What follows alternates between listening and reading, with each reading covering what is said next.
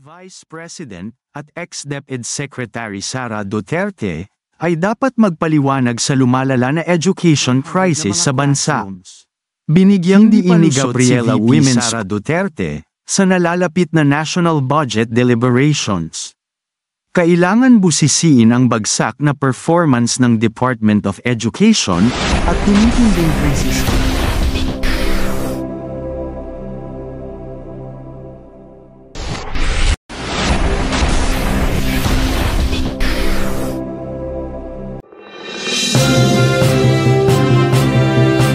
Magandang araw po mga kaguro.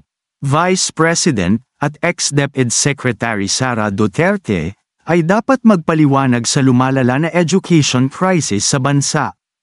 Binigyang diin ni Gabriela Women's Party List Representative Arlene Broses na habang naghain ng kanyang pagbibitiw si Vice President at ex-Department of Education Secretary Sara Duterte, kinakailangan pa rin siyang dumalo sa nalalapit na budget deliberations para ipaliwanag ang mga isyu tungkol sa lumalalang sistema ng edukasyon sa bansa.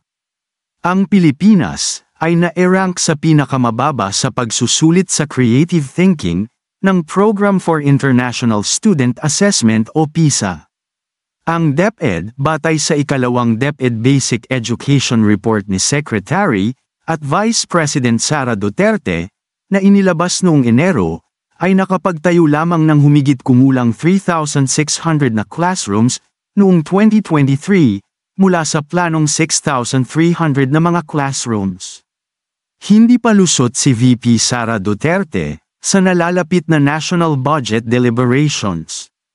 Kailangan busisiin ang bagsak na performance ng Department of Education at tumitinding krisis sa edukasyon sa ilalim ng kanyang panunungkulan, sabi ni Representative Broses. At syempre, hindi rin ligtas ang administrasyon ni President Marcos Jr.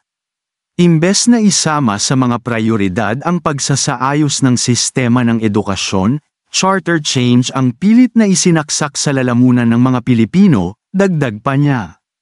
Nanawagan ang Gabriela Women's Party sa Administrasyong Marcos Jr. na bigyang prioridad ang pagtugon sa mga hamon na kinakaharap ng sektor ng edukasyon at lumihis sa adyenda nitong digmaan sa US. Kung meron man kayong mga komento tungkol sa mga isyong ito, maaari kayong magbigay ng mga reaksyon sa comment section na makikita sa ibaba ng bidyong ito.